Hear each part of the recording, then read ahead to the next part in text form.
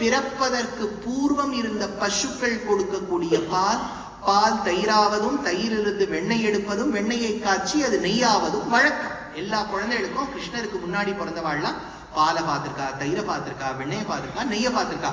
அப்படின்னா அவளுக்கு தெரியும் எது சாலிட், எது லிக்விட், எதை சாப்பிடணும், எதை பருகணும்னு. கிருஷ்ணர் பிறந்த பிறகு இது நாளும் கிருஷ்ணரே தான் சாப்பிட்டு இருக்க.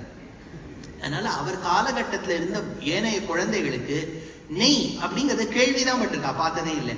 வெண்ணெய் எப்படி இருக்கும்னு கேள்விதான் பட்டிருக்கா, பார்த்ததே இல்லை. அதனால அது சாலிடா லிக்விடான்னு கூட தெரியாதான். ஆண்டாள் தான் பாடக்கூடிய ஸ்ரீவில்லிபுத்தூர் கண்ணன் இருந்த காலம்னு நினைச்சு பாடினதுனால அவளும் அந்த வெண்ணெய் பால் தெரியாத பிள்ளைகளில் ஒருவள்.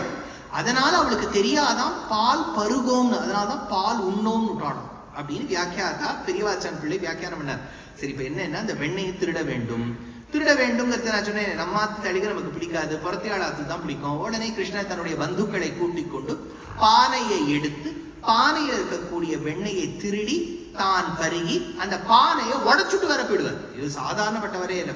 வெண்ணெயை சாப்பிட்டுட்டு பானையை உடைச்சுட்டு போயிடுவார். ஏன் அப்படின்னா வேதாந்தத்துல ஒரு விஷயம், போக்தா போக்யம் பிரேரிதாரம் ச மத்வான்னு உபனிஷத் வாக்கியம் இருக்கு.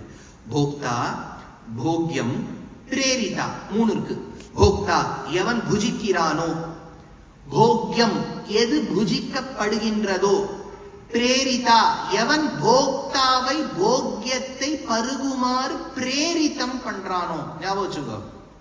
இப்ப நான் நீங்க எனக்கு ஏதோ ஒரு பட்சணம் பண்றேன், நான் சாப்பிட்றேன். அப்புறம் பட்சணம்ங்கிறது போக்யம்,